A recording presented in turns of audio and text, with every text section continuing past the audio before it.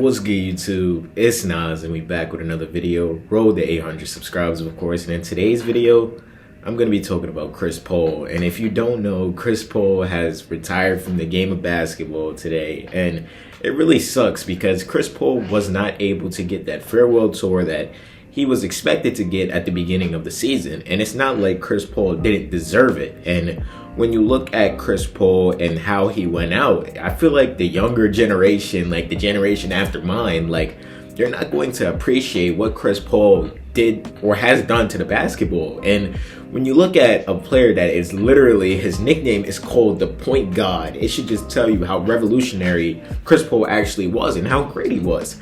That's why Chris Paul not winning a ring really just doesn't feel right. And I'm not even a big Chris Paul fan. I'm like I always say, I'm a Russell Westbrook fan. So when I'm talking about Chris Paul, like I'm gonna try to be non-biased, but Chris Paul is one of the best players to ever play this game. That's why sometimes ring culture isn't all what it seems, because I feel like some people, when they try to analyze basketball, they just bring up, has he won rings? Has he obviously competed at the highest level? And when you really want to think about it, Chris Paul is a winning player. Like, whether you want to admit it or not, every team that really Chris Paul went to, he made better. Starting off with the New Orleans Hornets. Like, when he was playing, when he was young, he elevated David West to be an all-star. Like, David West, the nigga that was on the Warriors, who got himself a ring, he was solid, he was decent on the Indiana Pacers. Chris Paul made him an all-star. He was never an all-star after Chris Paul left.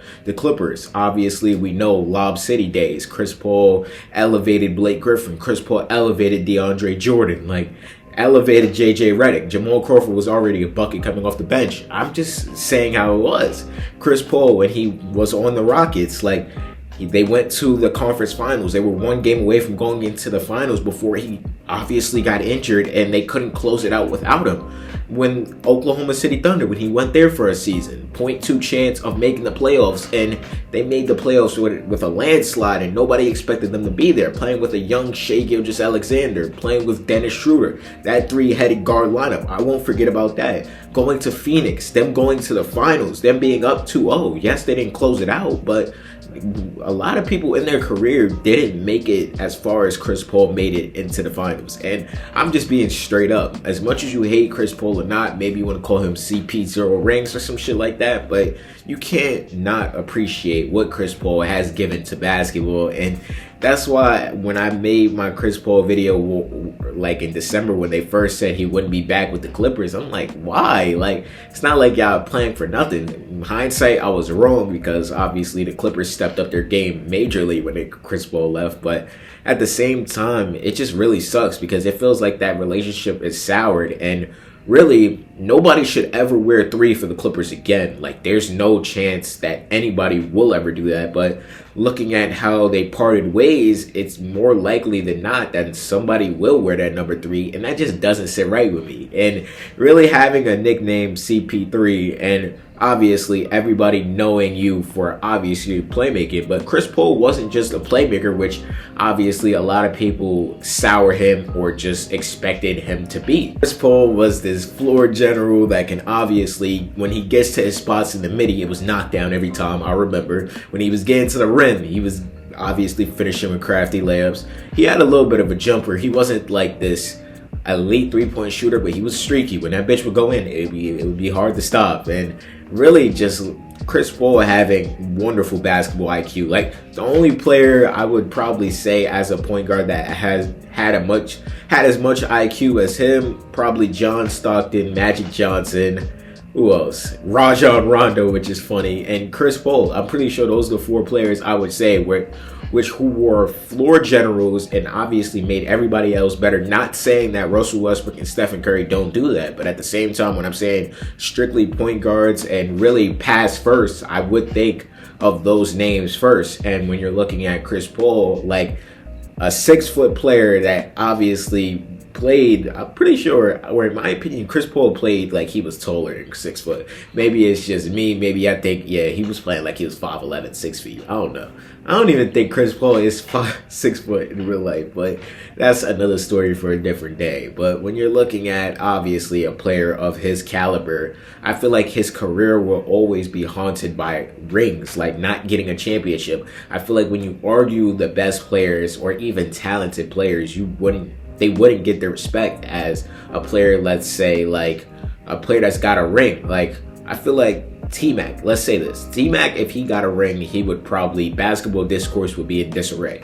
If Melo got a ring, basketball would be in disarray. Like, the arguments people could make. I feel like the only reason why people respect KD so much is he got those 2 chips. And even then, they still don't show him a lot of respect because they feel like he joined the super team. And obviously playing with Stephen Curry, Klay Thompson, and Draymond Green, the path to a championship is easy. They didn't even lose it.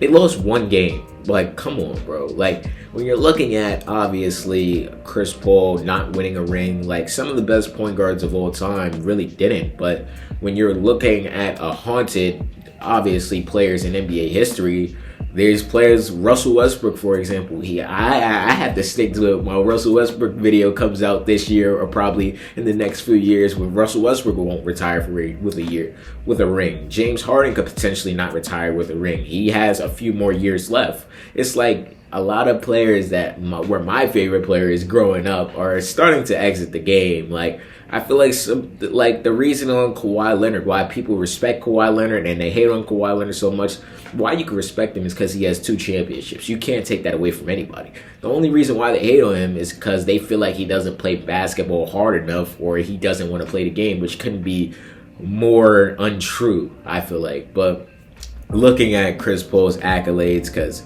if y'all don't believe me what Chris Paul was, or if y'all don't know, y'all younger than me, and probably when people think about Chris Paul, they're probably going to take Chris Paul as a joke, which I'm never going to do because I remember Chris Paul at the peak of his capabilities. Like, Chris Paul was a 12-time All-Star, 11-time All-NBA selection, 4-time All-NBA first team, 5-time second team, 2-time third team, 9-time All-Defensive 9-time All-Defensive team. He was 7-time first team and 2-time second team, or 2-time second team, my bad. And when you look at Chris Paul, a 6-foot player, like, he's one of the best guard defenders of all time. I'm not hearing that from nobody. He was the Rookie of the Year in 2006, All-Star Game MVP in 2013, League Leader in assists 5 times, League Leader in steals 6 times. He was on the 75th anniversary team. He is 2nd all-time in career assists, and he's 2nd all-time in career steals, and he's the first player in NBA history with 20,000 points and 10,000 assists. So he literally averages a double-double for his All-NBA ratings. And when you look at it, he has the most consecutive games with 108 steals and 2-time gold medalist and obviously a pioneer of basketball. But it just sucks that Chris Paul went out this way. He didn't get a proper farewell tour like he deserved. But I don't know. What do y'all think about Chris Paul? Like, do y'all think Chris Paul, or where would y'all rank Chris Paul on y'all point guard rankings? That's a better question. Let me know down below. Subscribe.